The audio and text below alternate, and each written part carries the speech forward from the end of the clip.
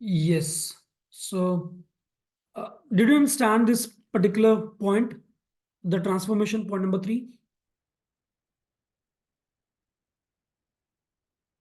Yes, sir. Yes, great. Now, whatever matrix we are getting after doing the row transformation or the column transformation, it would be same matrix, right? Whatever it will give you value, the same value will be obtained from this matrix as well. So these two matrices are not different. These two are equivalent matrices, and we write it like this: A equivalent to B. Okay. And you can do any operations related to row or column.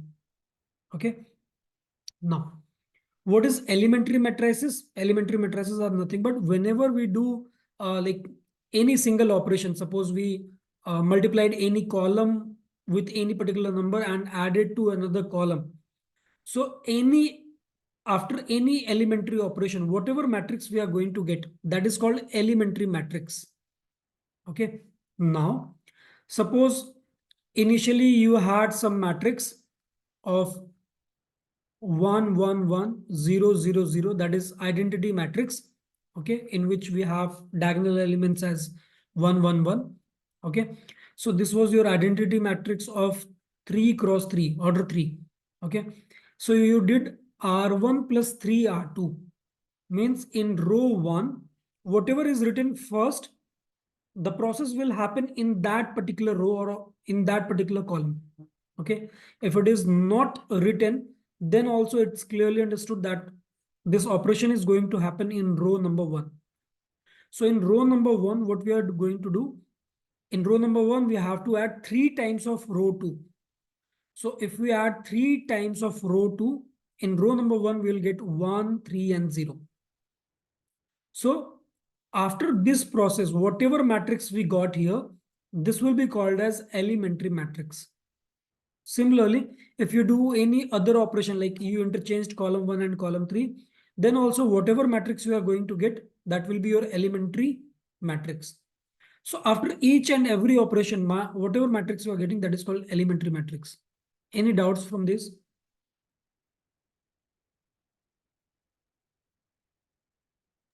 No, sir. Right? Okay. Now, let's discuss the next point, which is important. Okay. So we can find out the inverse of any matrix by elementary transformations as well. We have one method of finding out the inverse by calculating adjoint of A divided by determinant of A. We have another method as well. And that method is, we'll write any matrix A is equals to identity matrix of the same order into A. Okay. Then we will perform elementary row operations or column operations in the left side also and the right side also. Whatever transformations we are going to do here, that will change this matrix A into identity matrix. Okay. And whatever you will be getting in the right side, that will going to give you A inverse. Why? Because I is nothing but A inverse into A. So what will happen when you will apply row transformation? This A will be getting converted to I, and this I will be getting converted to A inverse. So whatever you are going to apply the operations, you have to apply in the left side also, in the right side also. Okay, let's take an example and you will be able to understand from this.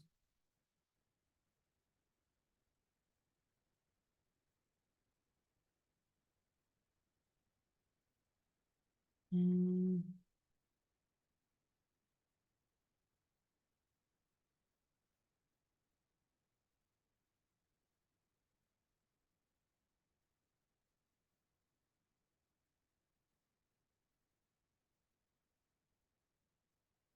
Okay, there's not an example. We'll discuss that thing.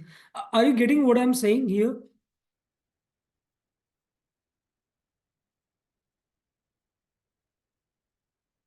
Hello, Yes, sir.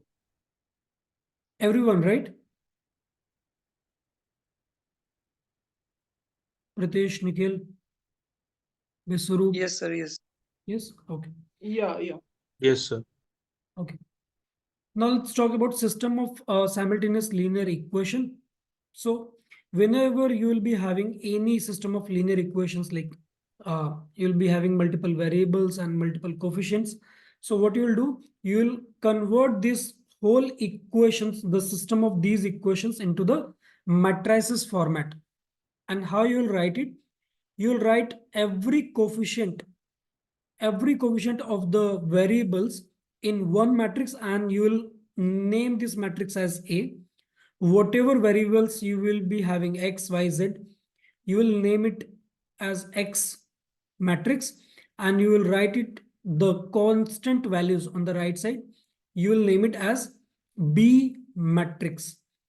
So in short, the equation is AX is equals to B, right? Why it is AX is equals to B? Because if you will multiply this matrix and this matrix, you will be getting what? A11x1 plus A12x2 plus A13x3, right? This will be getting here, and that is going to be equals to B1, right? And that was your equation. And if two matrices are equal, so obviously their corresponding elements will be equal. Yes. The second element you will be getting what? A21x1 plus A22x2 plus A23x3. Yes, and that is going to be getting to be equal to B2. And similarly for element number 3, and that is going to be equal to B3. Yes. So whatever you have, AX is equals to B, you want to know what is the value of X. So obviously you have to transfer this A to the right side. And if you'll transfer it, you'll be getting nothing but X is equals to A inverse B. So ultimately to find out the value of X, you have to calculate A inverse B. So whatever matrix you have formed here, A, you have to find out the inverse of this matrix, and then you have to multiply with B.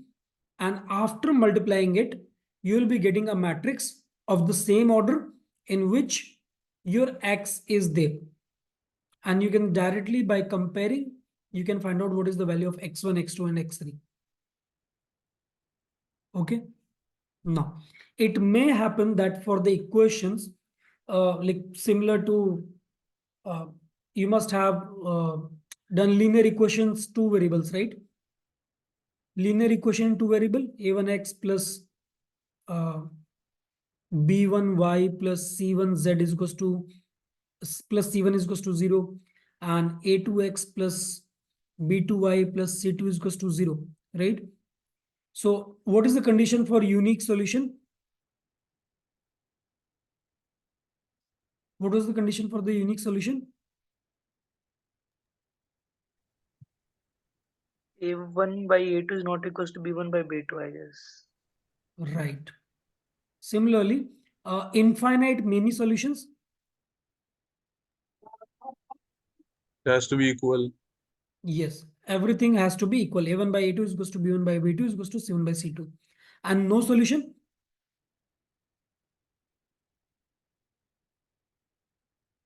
No solution?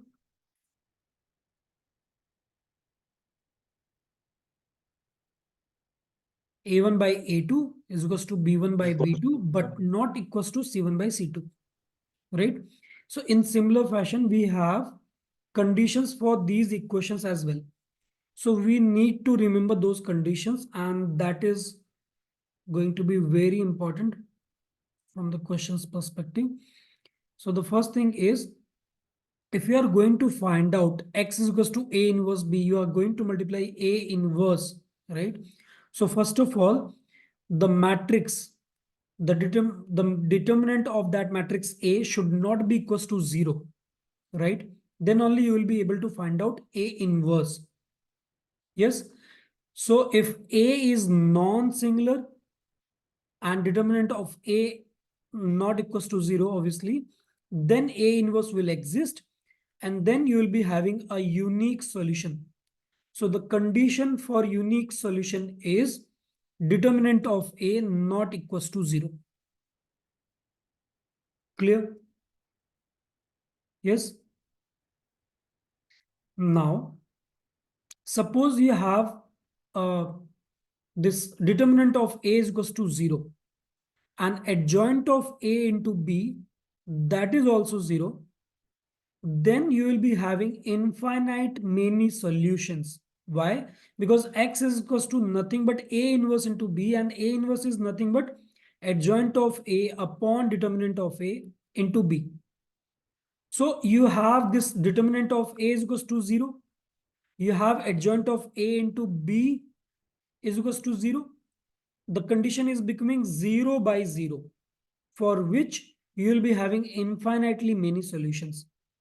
Now, suppose this determinant of A is equals to 0. This denominator part is 0, but the numerator part, the product, this product is not equals to 0.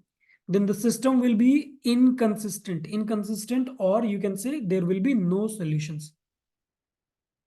Any doubts here? Could you repeat the last one? Yes. I was saying this X is nothing but A inverse into B. A inverse is nothing but adjoint of A upon determinant of A into B. So suppose this determinant of A, this is equals to 0, but the numerator part is not equals to 0. Yes, in this particular situation, the system will be inconsistent and you will not get any value of the variable. There will be no solutions, in short. Okay. If it is 0 by 0 condition, then it will have infinitely many solutions. If it is something upon 0, then it will have no solutions. Okay. Okay. Now, let's have one question on this. Let me write a question.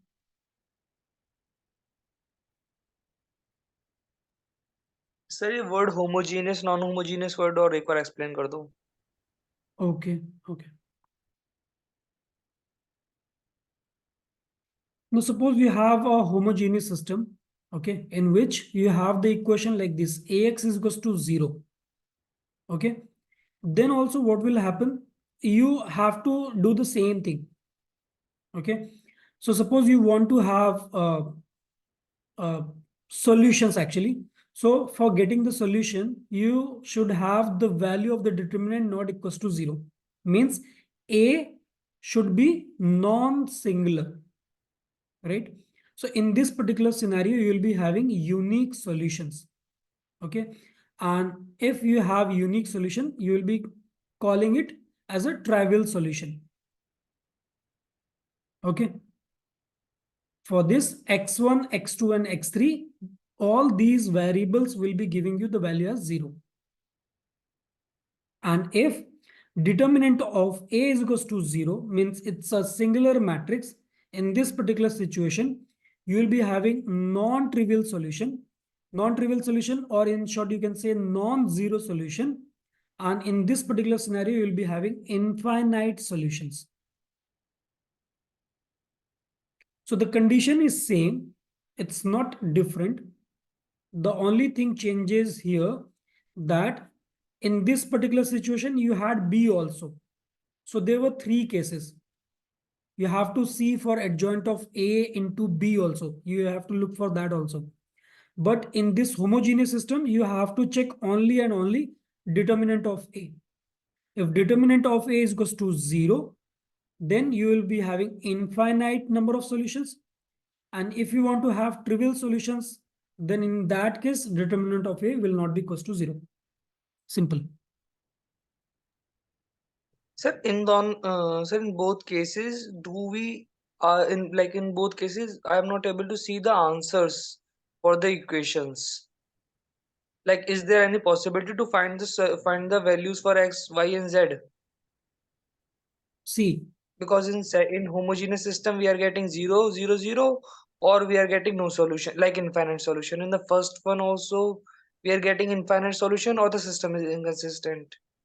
See, So how we in find the this values particular of x? situation, we are when we are saying trivial solutions, we have already said Mm-hmm. that the x1, x2, and x3, all three values are zero, right?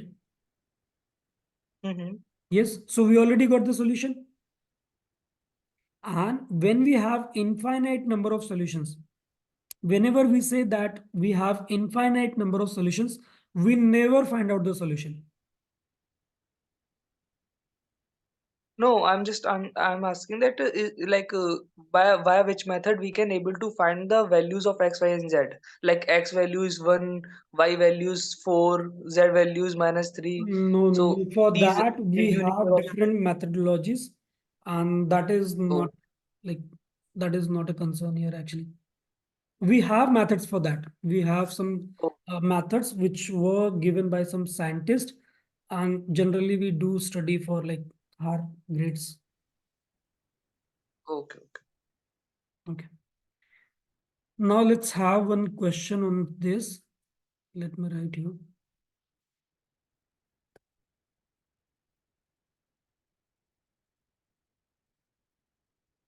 Hmm.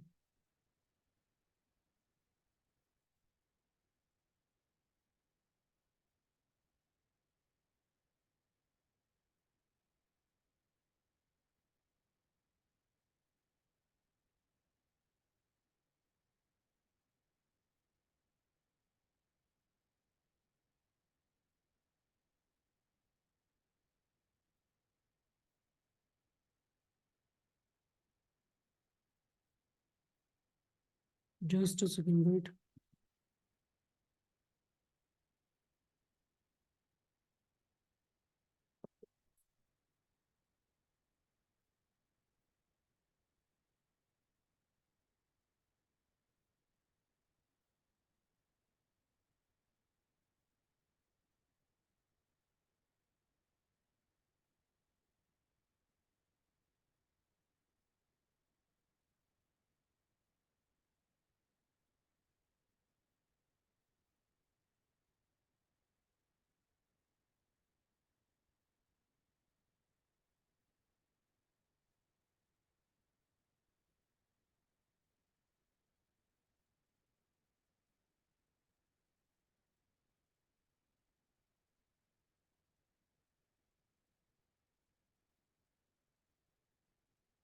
I've just sent a question actually in the group.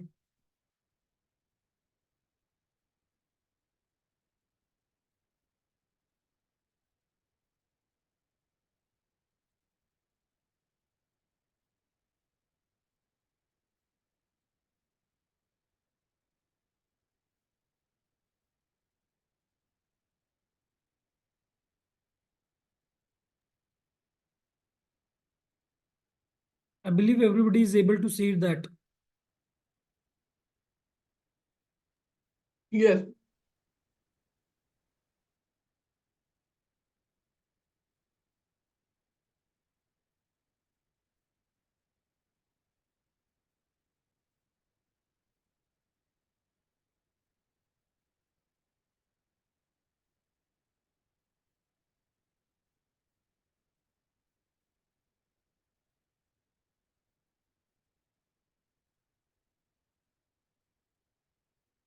If the system of linear equations x plus y plus z is equals to 6, x plus 2y plus 3z is equals to 14, and 2x plus 5y plus lambda z is equals to mu, lambda mu both belongs to R and has a unique solution, then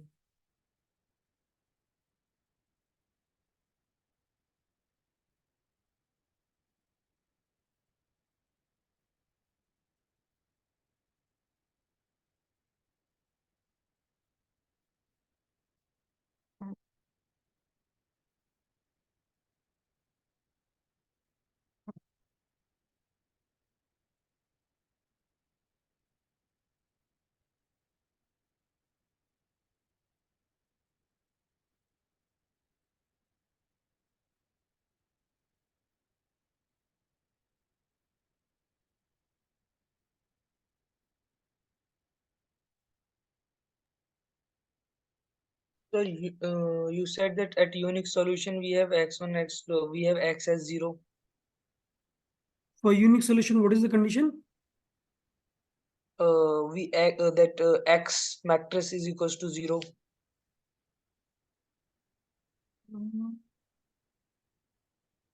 I said for unique solution, determinant of A should not be equals to 0.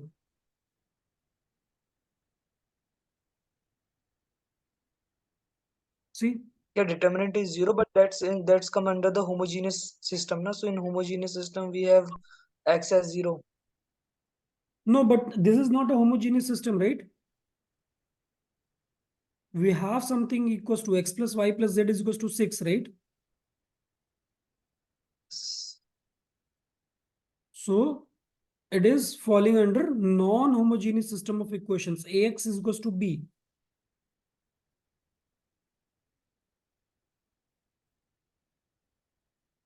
Right? Okay, okay, got it, got it.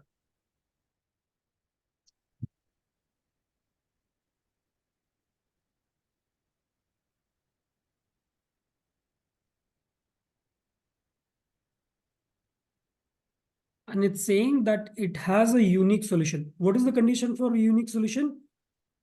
Determinant of A should not be equals to 0.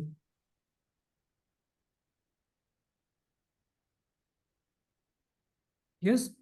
And what is determinant of A? So first you have to find out what is A. So the A is nothing but matrices of the coefficients of the variables. That is 1, 1,